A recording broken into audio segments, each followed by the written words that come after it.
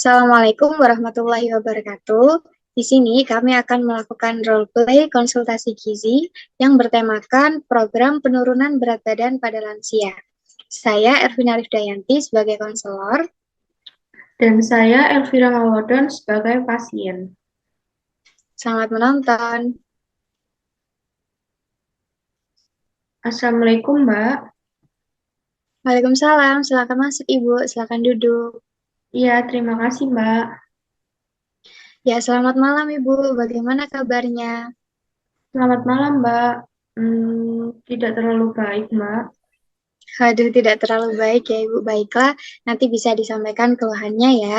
Sebelumnya, saya izin memperkenalkan diri. Saya Arvina Rifdayanti, ahli gizi dari Rumah Sakit Melati. Kalau boleh tahu, ibunya dengan siapa? Saya Elvira Mawardon, Mbak. Baik, Ibu Elvira ya. Apakah sebelumnya pernah melakukan konsultasi gizi, Ibu? Belum, Mbak. Ini yang pertama kali. Oke, jadi baru pertama ya. Wah, keputusan Ibu untuk melakukan konsultasi gizi ini udah tepat ya, karena nantinya bisa mengatasi masalah dan juga bisa mencegah agar masalah dari Ibu Elvira ini tidak terjadi hal-hal yang tidak diinginkan. Kemudian nanti data atau informasi yang Ibu Elvira berikan sifatnya rahasia, jadi tidak perlu khawatir kalau misalnya nanti datanya akan tersebar. Kemudian untuk tujuan dari konseling ini bertujuan untuk merubah perilaku yang berkaitan dengan gizi dan pola makan, serta meningkatkan kualitas gizi dan kesehatan Ibu Elvira. Iya, Mbak. Oke, bisa diceritakan Ibu untuk keluhannya? Ya, jadi akhir-akhir ini saya tuh ngerasa badan saya tuh pegal-pegal. Kemudian saya aktivitas fisik sedikit saja itu udah ngos-ngosan. Terus kata Hmm. anak saya, berat badan saya itu berlebih. Jadi saya disarankan sama anak saya buat pergi ke ahli gizi. Oh, jadi anak Ibu ya yang menyarankan untuk datang melakukan konsultasi. Iya, Mbak. Baik, sebelumnya saya ingin menanyakan beberapa hal ya Ibu. Iya, Mbak, silakan. Ya, jadi sekarang umur Ibu berapa? Sama tinggi badan dan berat badan Ibu sekarang berapa? Umur saya sekarang 65, Mbak. Berat badan saya 62 kilo dan tinggi badan saya 152 cm, Mbak. Oke, Ibu saya meminta waktunya sebentar untuk melakukan perhitungan status gizi di mana nanti hasil dari perhitungan status gizi ini bisa menggambarkan kondisi tubuh Ibu. Iya, monggo, Mbak.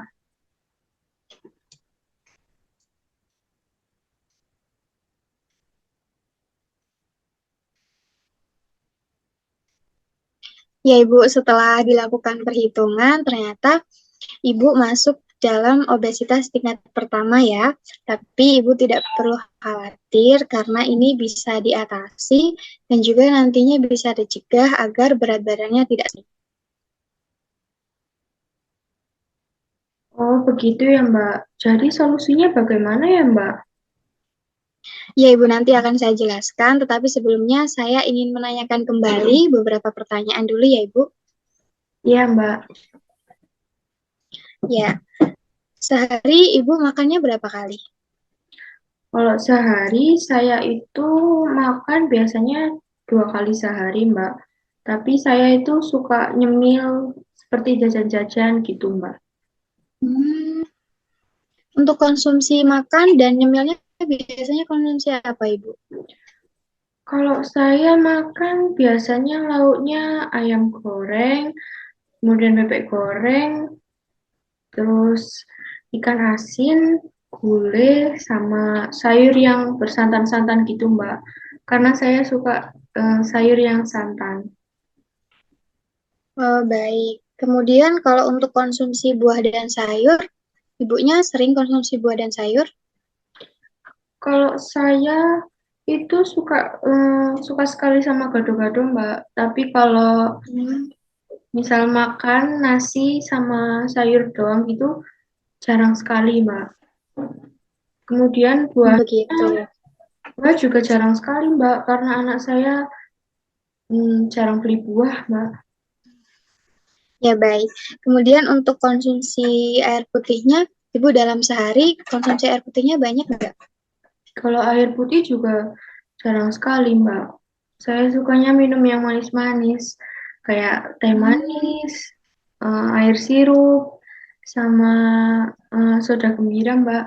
Saya suka sekali tuh soda gembira. Saya biasanya menyuruh teman saya buat beli soda gembira. Ibu semua manis ya ini minumnya ya. Iya, Mbak. Oke, kemudian aktivitas sehari-hari Ibu biasanya ngapain? Kalau aktivitas biasanya saya masak, terus ngomong cucu, terus kalau ada undangan pengajian gitu, baru berangkat pengajian, Mbak. Oh, gitu. Ibu sehari melakukan olahraga berapa kali atau dalam satu minggu? Waduh, udah tua, Mbak. Jadi olahraga ya cuma di rumah aja, kayak ngepel, nyapu, atau lihat cucu main. Terus kalau ada pengajian gitu, berangkat pengajian aja. Oke. Oh iya, Ibu sebelumnya apa pernah melakukan cek kesehatan di laboratorium? Belum pernah, Mbak. Belum ya. Baik, karena di sini Ibu tadi masuk dalam obesitas tingkat pertama, saya di sini menjelaskan sedikit ya Ibu. Jadi memang sebaiknya dilakukan perbaikan untuk pola makan dan juga kegiatannya agar dapat membantu untuk menurunkan berat badan Ibu. Jadi ada beberapa hal yang harus dilakukan, yang harus diperhatikan. Yang pertama, konsumsi kalsium yang cukup. Nah, karena di sini kalsium itu juga dapat membantu proses pembakaran energi. Jadi, bisa meminimalisir terjadinya penumpukan lemak di dalam tubuh. Apalagi juga konsumsi kalsium ini bisa membantu untuk kesehatan tulang dan jantung ibu. Apalagi di usia-usia lanjut ini, untuk kesehatan jantung dan tulang menurun ya Ibu. Jadi untuk konsumsi kalsium ini dapat membantu untuk memelihara kesehatan tulang dan jantung Ibu. Contohnya makanan yang mengandung kalsium seperti ikan, sayur-sayuran hijau, kemudian susu low fat atau susu rendah lemak, kemudian ada buah jeruk dan ada juga yogurt. Kemudian yang kedua, batasi konsumsi garam, gula, dan juga lemak. Tadi dari penjelasan Ibu, sebagian besar makanan sehari-hari mengandung tiga komponen itu ya Ibu, terutama gula dan juga lemak. Suka makan makanan yang digoreng, makanan yang bersantan, minum-minuman manis. Nah, itu bisa menyebabkan beberapa penyakit seperti hipertensi, diabetes, kolesterol, jantung, dan yang lain-lain. Jadi memang sebaiknya untuk konsumsi makanan yang digoreng, bersantan, yang berlemak tinggi, itu dibatasi. Jadi bisa alternatifnya bisa diganti pengolahan lauknya dengan cara dibakar atau direbus, ditumis, seperti itu. Kemudian yang ketiga, untuk aktivitas fisik dan olahraga. Jadi memang aktivitas fisik dan olahraga usia-usia lanjut berbeda dengan remaja dan juga dewasa karena faktor usia, tetapi tidak boleh juga ini ditinggalkan selagi badan masih seger, masih bisa melakukan aktivitas fisik dan olahraga, sebaiknya dilakukan ya Ibu. Tapi tidak perlu yang berat-berat, yang ringan aja seperti jalan-jalan kaki. Di pagi hari mungkin waktu ngomong cucunya atau pagi hari mau ke pasar itu bisa dilakukan jalan-jalan pagi. Kemudian juga bisa dilakukan latihan peregangan dan juga senam lansia. Oh ya, di lingkungan rumah Ibu ada posyandu lansia? Ada sih, Mbak, tapi memang sayanya aja yang jarang aktif. Jarang ikut ya Ibu ya? Iya. Oke, jadi sebaiknya juga dilakukan atau ikut posyandu lansia karena di sana juga banyak informasi mengenai kesehatan ibu umur-umur lansia seperti ibu. Jadi nanti bisa menambah wawasan juga dan kadang memang di posyandu lansia itu ada yang namanya senam lansia. Jadi nanti ibu tahu nih senam lansia itu seperti apa. dan juga nanti bisa diaplikasikan atau bisa dilakukan di rumah sendiri karena memang posyandu lansia biasanya hanya dilakukan 1 kali dalam 1 bulan. Kemudian yang keempat, perbanyak minum air putih. Nah, berhubung tadi Ibu suka sekali untuk minum minuman yang manis, di mana itu terdapat kalori yang tinggi, gula yang tinggi, jadi sebaiknya dihindari ya Ibu. Jadi perbanyak aja untuk minum air putihnya. Dan yang terakhir, perbanyak juga konsumsi serat. Nah, karena serat ini membantu untuk pencernaan ibunya biar lancar, biar nggak ada penumpukan-penumpukan sisa makanan di dalam tubuh. Jadi sebaiknya banyak konsumsi serat seperti buah dan juga sayur. Nah, seperti itu Ibu. Bagaimana? Apakah Ibu sudah paham atau ada ingin ditanyakan atau kurang mengerti? Oh, begitu ya, Mbak. Susah ya, Mbak, untuk menghilangkan kebiasaan makan seperti itu. Tapi saya Iya, sejauh ini sudah paham sih apa yang dijelaskan sama Mbak.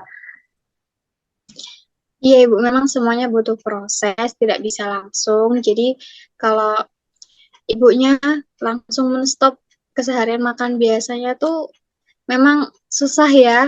Jadi perlahan-lahan berproses, nanti insya Allah lama-lama bisa jadi terbiasa. Ada yang ingin ditanyakan lagi, Bu? Sudah cukup, Mbak. Nanti jika ada pertanyaan lagi atau masih janggal, atau saya ingin bertanya, nanti saya suruh anak saya untuk menghubungi Mbak kembali ya. Oh iya, boleh Ibu, silakan. Nanti kalau misalnya memang setelah konsultasi ada yang ingin ditanyakan atau bingung, anaknya bisa menghubungi saya. Oh iya Ibu, satu lagi. Tadi Ibu juga belum pernah melakukan cek laboratorium kesehatan ya. Jadi saran saya, Ibu lakukan dulu untuk cek kesehatan tersebut karena semoga tidak ada ya Bu. Kalau misalnya memang ada bisa dideteksi secara dini seperti itu. Iya, Mbak.